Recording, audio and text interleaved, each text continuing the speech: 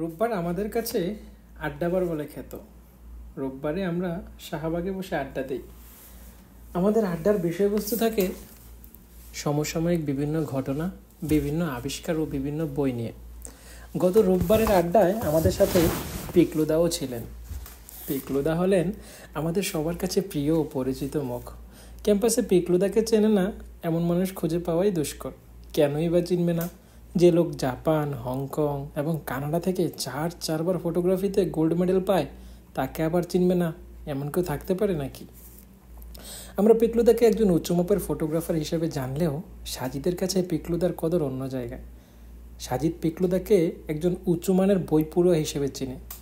সাজিদের ভাষ্যমতে পুরো পৃথিবী থেকে যদি তন্ন তন্ন করে খোঁজে সেরা 10 জন বই পড়ুয়া লোক বের করা যায়, তাহলে পিকলুদার র্যাঙ্ক সেখানে তিনে থাকবে শিওর। পিকলুদার সাথে আমাদের চেয়ে সাজিদের সখ্যই বেশি। এর কারণ ঢাবিতে ভর্তির পরে পুরো 1 বছর সাজিদ আর পিকলুদা হলের একই রুমে ছিলেন। সাজিদের কাছে শুনেছি একবার ঘোর বর্ষার সময় পিকলুদা ঠিক করলেন যে তিনি বান্দরবান যাবেন। চারদিকে করুণ অবস্থা, পানিতে টইটুম্বুর সব কিছু, ভারী বজ্রপাতের সাথে বিরতহীন বৃষ্টির ফোয়ারা। এরই মধ্যে পিকলুদা যাচ্ছে ক্যামেরা হাতে বেরিয়ে পড়তে। সাজিদ খুবই অবাক হলো, বলল, এরকম পরিস্থিতিতে কেউ কি বাইরে যায় নাকি? পিকলুদা কয়েক সেকেন্ডও সময় না নিয়ে বললেন, without such embarrassment you can't enjoy adventure my dear. Sajid দেখলো সেই যাত্রায় পিকলুদা ব্যাগের মধ্যে ক্যামেরার সাথে শেক্সপিয়ারের এ মিডসামার নাইটস ড্রিম এবং রবীন্দ্রনাথের গোড়া উপন্যাসের বই দুটো পুরে নিচ্ছে। সাজিদ আবারও অবাক হলো, বলল, বৃষ্টি বাদলের মধ্যে ভিজবে নাকি বই পড়বে? পিকলুদা সেবার কিছু না বলে মুচকি হেসে বেরিয়ে পড়ল। ফিরল ঠিক 10 দিন পরে। জ্বরে কাঁপাকাঁপি অবস্থা। অন্য কেউ হলে এই মুহূর্তে বেহাল দশা হয়ে যেত, অথচ পিকলুদার মুখে অসুখের কোনো চিহ্নই নেই। মনে হচ্ছে মনের মধ্যে রাজ্য জয়ের সুখ বিরাজ করছে। সাজিদ জিজ্ঞাসা করলো, কি অবস্থা করে এসেছো নিজের? পিকলুদা সাজিদের কথা কানে নিল বলে মনে হলো না। গোল্ড লিফ সিগারেট টান দিয়ে ধোঁয়া ছাড়তে ছাড়তে বললেন, জানিস তো, অনেকগুলো অসাধারণ ছবি তুলে এনেছি এবার। একেবারে প্রত্যন্ত অঞ্চলে চলে গিয়েছিলাম। চারপাশে শুধু পাহাড় আর পাহাড়। মনে হচ্ছিল বাংলাদেশ ক্রস করে কোনো এক পাহাড়ের দেশে ঢুকে পড়েছি। পরের দিন ক্যাম্পাসে পিকলুদা আমাদের অত্যন্ত আগ্রহের সাথে বান্দরবনের দুর্গম এলাকা থেকে তুলে আনা ছবিগুলো দেখাচ্ছিলেন। আমরা খুব আগ্রহ ভরে দেখছিলাম ছবিগুলো। আসলেই সব কয়টি ছবি ছিল দারুণ। আমার সাধ্য থাকলে প্রতিটি ছবির জন্য পিকলুদাকে একটি করে গোল্ড মেডেল দিয়ে দিতাম। আমরা সবাই ছবি দেখাদেখি নিয়ে ব্যস্ত থাকলেও সাজিদের সেদিকে মোটেও আগ্রহ আছে বলে মনে হলো না। কিছুক্ষণ চুপ থাকার পরে সে পিকলুদার কাছে জানতে চাইল সাথে নিয়ে যাওয়া বইগুলোর ব্যাপারে। পিকলুদা ফিক করে হেসে দিলেন। এরপর 7 খণ্ড রামায়ণ পাঠের মতো করে তিনি শেক্সপিয়ারের এ মিডসামার নাইটস ড্রিম এবং রবি ঠাকুরের গোড়া উপন্যাসের অদ্যপ্রান্ত বর্ণনা করা শুরু করলেন। আমরা আগ্রহ ভরে শুনছিলাম এবং আর আবিষ্কার করছিলাম সম্পূর্ণ ভিন্ন এক পিকলুদাকে, যিনি কেবল ছবির মাঝে ডুব দেন না, বইয়ের মাঝেও অসাধারণভাবে ডুব দিতে পারেন। বলছিলাম গত রোববারের আড্ডার কথা। সেই আড্ডায় আমাদের সাথে পিকলুদাও ছিল রাষ্ট্রবিজ্ঞান বিভাগের সোহেল রানা এবং সমাজবিজ্ঞান অনুষদের সৌরভ ধর।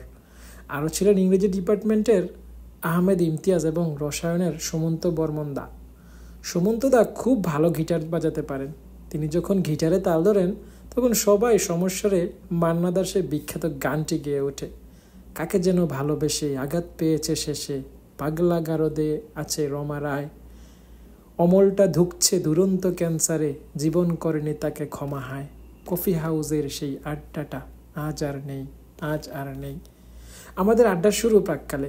সৌরভ পিকলুদার কাছে জিজ্ঞেস করলো, দাদা, তুমি কি সালমান রুশদির দ্য স্যাটানিক ভার্সেস পড়েছ? পিকলুদা হ্যাঁ সূচক মাথা নেড়ে জানালেন তিনি পড়েছেন। এরপর সৌরভ সাজিদের কাছে জানতে চাইল সে পড়েছে কিনা। সাজিদও হ্যাঁ সূচক মাথা নাড়ালো। পিকলুদা সাজিদের কাছে জানতে চাইল, তোর কেমন লাগে রে বইটি?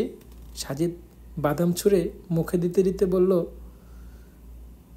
ফিকশনাল বই হিসেবে বলবো নাকি ঐতিহাসিক উপন্যাস হিসেবে বলবো? পিকলুদা খানিকটা অবাক হলেন বলে মনে হলো। বললেন, মানে কি? কিছুই না, ফিকশনাল বই হিসেবে বললে এটি মোটামুটি ভালো, কিন্তু ঐতিহাসিক তথ্যের উপর নির্ভর করে লেখা কোনো বই হিসেবে যদি বিচার করতে বলো তাহলে এটি 5 মার্ক পাবে বলে মনে হয় না। পিকলুদা আরও খানিকটা অবাক হলেন। বললেন, বইটাতে রুশদি যে ইনফরমেশন ব্যবহার করেছে সে ব্যাপারে তোর কোনো আপত্তি আছে? সাজিদ বলল, অল্প তো আছে, কিন্তু তুই কি জানিস এই বইতে রুশদি যে ইনফরমেশন ব্যবহার করেছে তার সবটা ইসলামিক সোর্স থেকে নেওয়া? পিকলুদা বললেন, হ্যাঁ জানি। তুই বলতে চাচ্ছিস এইসব ইসলামিক সোর্সেও ভুল ইনফরমেশন দেওয়া আছে? থাকতেও পারে, দুনিয়ায় কোরআন ছাড়া সকল গ্রন্থ মানুষের লেখা, আর মানুষের লেখায় ভুল থাকাটাই স্বাভাবিক। সাজিদের সরল উত্তর। এবার কথা বলে উঠল ইমতিয়াজ ভাই। তিনি বললেন, দাঁড়াও, সালমান রুশদিকে তো চিনি এবং দ্য স্যাটানিক ভার্সেস নামক তার বইটার নামও শুনেছি আমি, কিন্তু যেটি বুঝতে পারছি না সেটি হলো তোমাদের বিতর্কের বিষয়। তোমরা দুজনে দ্য স্যাটানিক ভার্সেস নিয়ে বেশ জড়ো আলাপ করছো, মূল কাহিনীটি আসলে কি? পিকলুদা সাজিদকে উদ্দেশ্য করে বললেন, তুই একটু ব্রিফ করে দিয়ে ব্যাপারে। পিকলুদার কথা সাজিদ বলতে শুরু করলো। ইন্ডিয়ান লেখক সালমান রুশদি একটি বই লিখে খুবই বিতর্কিত হয়ে পড়েন। বইটার নাম দ্য স্যাটানিক ভার্সেস রুশদি।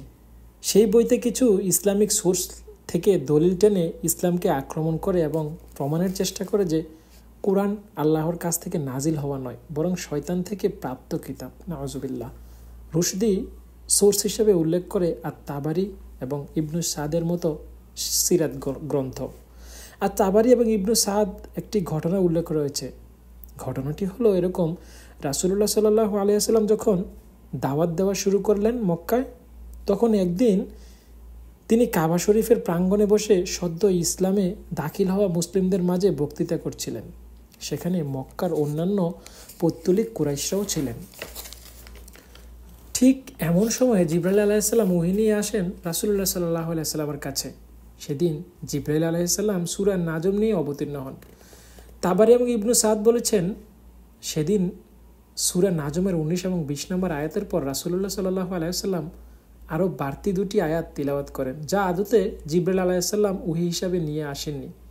এই 2 আয়াত মূলত শয়তান রাসূলুল্লাহ সাল্লাল্লাহু আলাইহি ওয়াসাল্লামকে ধোঁকা দিয়ে কুরআনের আয়াতের সাথে মিশিয়ে দিয়েছিল। পরে জিবরাইল আলাইহিসসালাম রাসূলুল্লাহ সাল্লাল্লাহু আলাইহি ওয়াসাল্লামকে ব্যাপারে সতর্ক করলে রাসূল সাল্লাল্লাহু আলাইহি ওয়াসাল্লাম তা ওহী ছিল না বলে বাদ দেন। সূরা নাজমের 19 এবং 20 নম্বর আয়াত হলো মুশরিকদের পূজিত সবচেয়ে বড় 3 দেবী লাত, উজ্জা এবং মানাতকে নিয়ে। ওই সূরার 19 এবং 20 নম্বর আয়াত হলো, তোমরা কি ভেবে দেখেছ লাত ও উজ্জা সম্পর্কে এবং আরেক দেবী মানাত সম্পর্কে? তাবারি এবং ইবনু সাদ বলেছেন, এই 2 আয়াতের পরে আরও 2টি বাড়তি আয়াত ছিল, যা পরে রাসূলুল্লাহ সাল্লাল্লাহু আলাইহি ওয়াসাল্লাম ভুল বুঝতে পেরে বাদ দিয়েছিলেন। সেই আয়াত 2টি এরকম, তারা হলেন খুবই উঁচু পর্যায়ের ক্ষমতাবান দেবী, তাদের কাছে সাহায্যও চাওয়া যায়। তাহলে তাবারি এবং ইবনু সাদের বর্ণনা মতে সূরা নাজমের 19 এবং 20 নম্বর আয়াতের সাথে বাদ পড়া আয়াত 2টো জুড়ে দিলে কেমন শোনা যায় দেখা যাক। তোমরা কি ভেবে দেখেছ লাত ও উজ্জা সম্পর্কে এবং আরেক দেবী মানাত সম্পর্কে? তারা হলেন খুবই উঁচু পর্যায়ের ক্ষমতাবান দেবী এবং তাদের কাছে সাহায্যও চাওয়া যায়। ইবনু সাদ এবং তাবারির দাবি পরের এই 2 আয়াত শুনে মক্কার মুশরিকরা খুব উৎফুল্ল হয়ে উঠল। তারা ভাবল, মুহাম্মদ সাল্লাল্লাহু আলাইহি ওয়াসাল্লাম এবার তাদের দেবীদের প্রশংসা করলেন, তার মানে মুহাম্মদ সাল্লাল্লাহু আলাইহি ওয়াসাল্লাম তাদের দেবীদের প্রভু হিসেবে মেনে নিয়েছেন। তাই সেদিন মুহাম্মদ সাল্লাল্লাহু আলাইহি ওয়াসাল্লাম এবং অন্যান্য মুসলিমদের সাথে মক্কার মুশরিকরাও সিজদা করেছিলেন মক্কা প্রাঙ্গণে। তাবারি এবং ইবনু সাদের এই রেফারেন্সগুলো পরে ইসলাম বিদ্বেষী এবং খ্রিস্টান মিশনারিরা লুফে নেয়। তারা এই ঘটনাকে সত্য প্রমাণ করার জন্য সূরা ইসরার 73-75 নম্বর আয়াত এবং সূরা হাজের 52 নম্বর আয়াতকে রেফারেন্স হিসেবে দাখিল করে থাকে। সাজিদের সংক্ষিপ্ত ব্রিফিং শেষ হলে ইমতিয়াজ ভাই বললেন, মারাত্মক ব্যাপার তো, রুশদি এই ইনফরমেশনগুলো কোথায় পেয়েছে? আর তাবারি এবং ইবনু সাদের সিরাতে? বলল সাজিদ। পিকলুদা বললে, তো সাজিদ, তোর মতে রুশদি এখানে ভুল ইনফরমেশন দিয়ে মানুষকে বিভ্রান্ত করেছে, এই তো? হ্যাঁ, সাজিদের উত্তর। হাসলো পিকলুদা, বলল, আচ্ছা ধরেই নিলাম যে সালমান রুশদি ইসলামের কিছুই জানে না বা কিছুই বুঝে না, কিন্তু তুই কি বলতে চাইছিস ইবনু সাদ আর আল তাবারির বর্ণনাও ভুল? সাজিদ হালকা দম নিয়ে বলল, দাদা আমি আগেও বলেছি, ইবনু সাদ হোক বা আত তাবারি হোক বা অন্য যে কেউ, তাদের কাছে তো আর ওহি আসতো না। যেহেতু তাদের গ্রন্থগুলো আসমানি কিতাব নয়, তাহলে সেগুলোর মধ্যে ভুলভ্রান্তি থাকতেই পারে, অস্বাভাবিক কিছু নয়। এতক্ষণ পরে সোহেল রানা ভাই মুখ খুললেন, বলেন, আচ্ছা সাজিদ, ধরে নিলাম তুমি ঠিক বলছো, ইবনু সাদ বা আর তাবারির বর্ণনা ভুল। এখন প্রশ্ন হচ্ছে, কেন তাদের বর্ণনা ভুল, বা তোমার কাছে কেন তাদের বর্ণনাগুলোকে ভুল মনে হচ্ছে? এবার আমরা সবাই নড়েচড়ে বসলাম। এরই মধ্যে আড্ডায় চলে এসেছে পঙ্কজদা, ইসলামিক স্টাডিজের ইব্রাহিম খলিল এবং ফিনান্সের শরীফ ভাই। সোহেল ভাইয়ের সাথে সুর মিলিয়ে সৌরভ বলল, ইয়েস, এক্সপ্লেইন। ইতিমধ্যে আড্ডায় অনেকে এসে জমা হওয়াতে আড্ডা বেশ জমে উঠেছে। আমরা সবাই অপেক্ষায় আছি সাজিদের উত্তরের জন্য। দেখার অপেক্ষা সাজিদ কীভাবে এই ক্রিটিক্যাল প্রশ্নের উত্তর দেয়। একটু ঝেড়ে কেশে নিয়ে সে বলতে শুরু করলো,